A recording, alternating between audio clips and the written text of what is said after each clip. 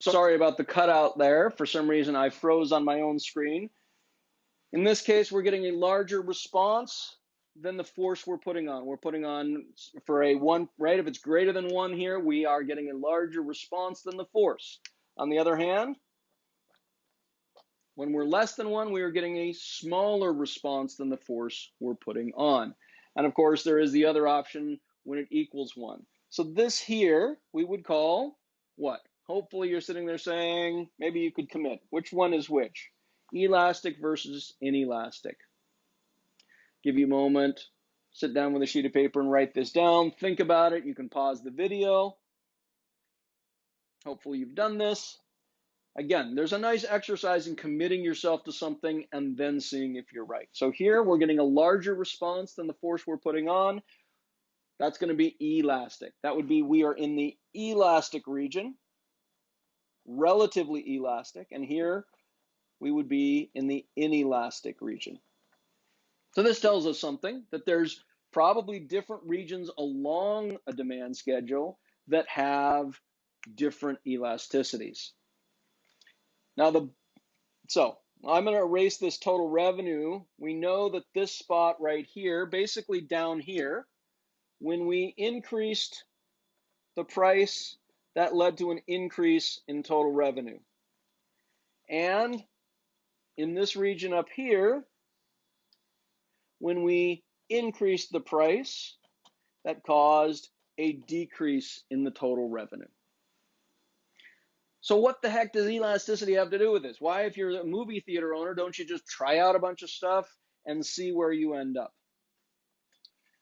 Well, let's see if we can get a little bit more specific here. So why don't, well, maybe I should,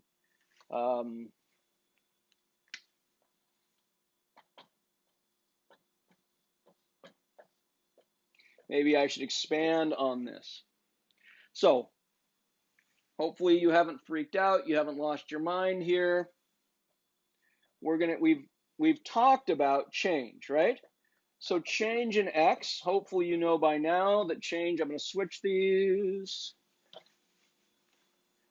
Change in X is our new minus our old. Now what the heck is percent change, you might ask? Hopefully you've seen this at some point, but basically percentages are nice because what a percentage does is it builds in a compared to what question.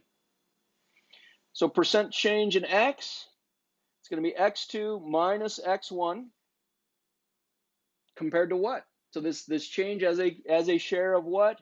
As a share of our initial value. And to put it in percent terms, we multiply it by 100. Okay? Again, as an exercise here in class, I would take the time, we would work through this, and we would calculate elasticity at all of these points. I'm going to stop this here. Hopefully you will take the time and do this. This would be a way to check yourself. And then, actually, I think I'll make this video part of the videos for Wednesday, and then we can have you turn these in as homework. So I want you to calculate elasticity here, here, here, here, here, here, here, and there. Oh, joy.